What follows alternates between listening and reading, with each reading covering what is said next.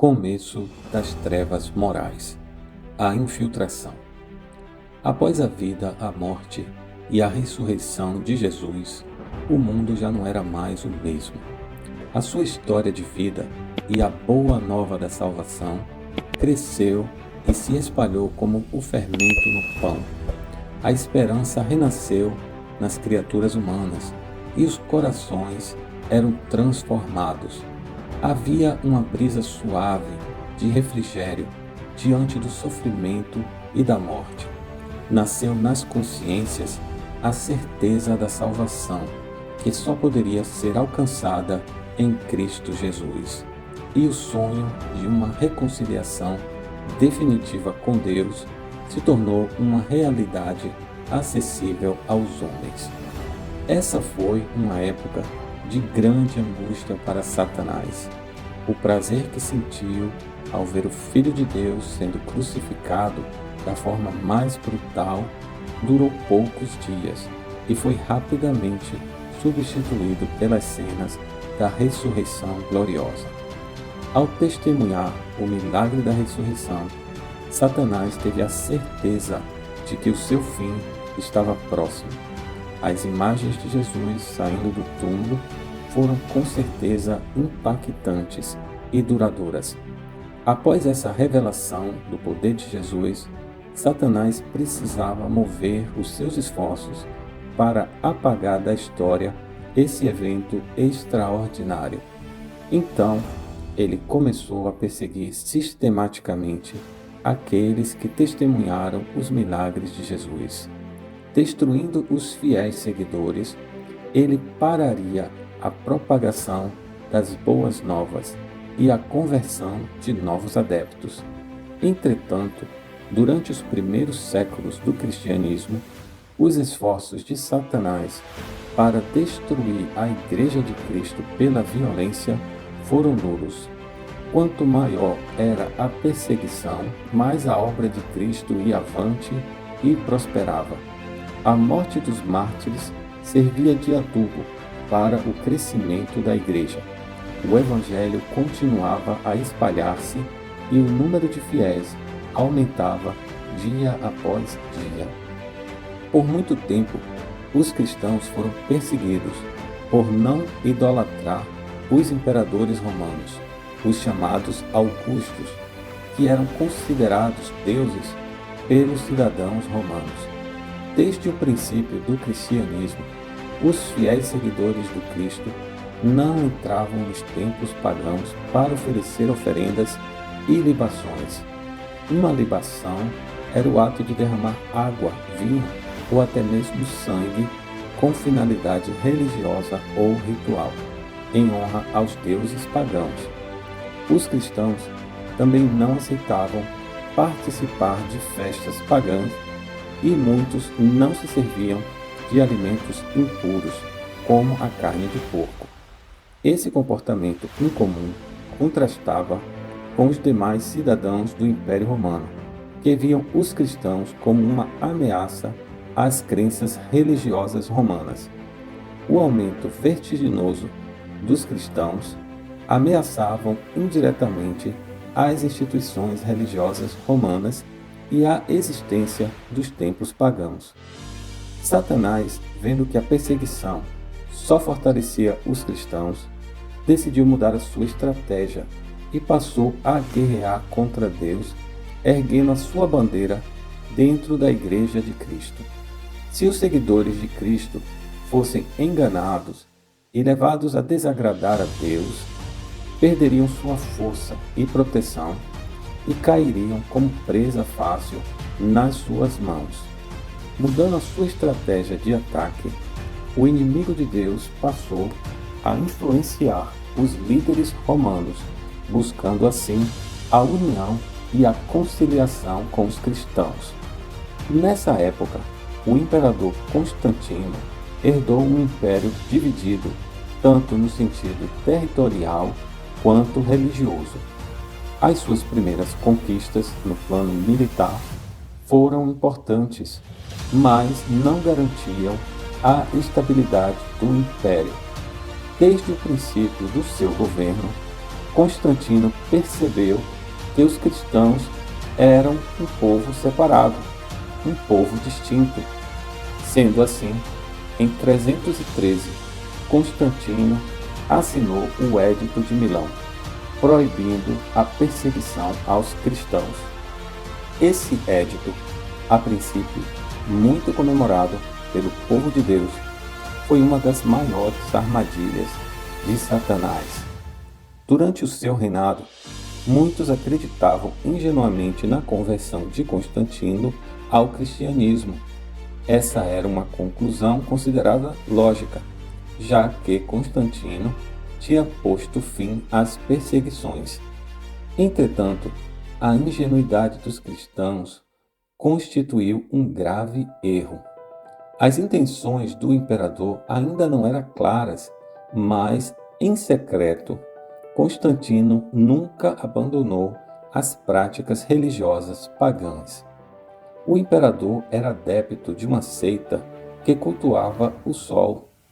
Muito popular entre os soldados romanos, essa seita tinha o nome de mitraísmo. Por outro lado, as suas preocupações giravam em torno da manutenção do seu poder, e isso só seria possível através da união entre os cidadãos cristãos e pagãos. Esse fato é comprovado pelo decreto publicado no dia 7 de março do ano 321, quando o imperador proclamou o domingo como dia oficial de descanso. Essa medida revelou claramente a crença do imperador na divindade oficial do império e expôs, ao mesmo tempo, o seu interesse em agradar os povos pagãos, já que o domingo era o dia consagrado ao deus Sol, também chamado de Sol Invictus. Essa medida criou um clima de grande incerteza quanto aos rumos do cristianismo entre os verdadeiros cristãos. Entretanto, em 325, Constantino patrocinou e organizou o primeiro encontro de líderes cristãos. Esse encontro ficou conhecido como o Concílio de Nicéia, onde estavam presentes os principais líderes da época. Reunidos na cidade de Nicéia, na atual Turquia, o imperador Constantino presidiu o concílio. O seu objetivo era selar uma aliança formal com os cristãos e também alcançar um consenso doutrinário na igreja a fim de eliminar possíveis conflitos. Não se pode dizer que a Igreja de Roma nasceu oficialmente com o Concílio de Nicéia, mas com certeza ali foi selada uma aliança que mudaria completamente os rumos do cristianismo. Nesse importante concílio, estabeleceu-se uma aliança e um pacto de cooperação entre um imperador romano e líderes cristãos representativos. Não podemos esquecer que após a morte dos apóstolos, o cristianismo se apresentou como um movimento plural, formado por várias interpretações do Evangelho. É importante destacar que mesmo entre os discípulos diretos de Jesus, houveram diferenças na interpretação de vários temas, como os caminhos da vida apostólica, a disseminação do Evangelho para os gentios, a data da segunda vinda de Jesus, a disseminação de costumes judaicos entre os cristãos, entre outros. Nem todos os cristãos dos primeiros séculos sabiam ler ou tinham acesso aos textos sagrados. Através desse concílio foi criado o chamado Credo Niceno, com a intenção de definir a unidade das crenças para toda a cristandade. Estavam assim se estabelecendo as bases para a fundação de uma igreja cristã erguida segundo os moldes romanos. A aceitação formal e pacífica dos cristãos à liderança do imperador romano consolidou a primeira etapa dos planos de Satanás. Através dessa união, não tardaria para os cristãos misturarem os seus costumes e crenças com os demais povos. Essa foi a brecha encontrada pelo príncipe deste mundo para afastar os cristãos do Deus Todo-Poderoso. Por outro lado, a instituição do credo niceno não deixa dúvidas que Constantino, apesar da sua falsa aceitação do cristianismo, foi, de fato, o primeiro Papa da Igreja de Roma. Enquanto esteve vivo, Constantino liderou e moldou os dogmas da Igreja segundo os seus interesses políticos. Ele foi responsável pelo estabelecimento da sede da Igreja Católica em Roma e a sua experiência no campo político teve um papel inegável na construção de uma hierarquia eclesiástica. Ele escolheu os principais líderes dessa igreja nascente e instituiu leis de caráter doutrinário que ficaram gravadas para sempre na história do catolicismo.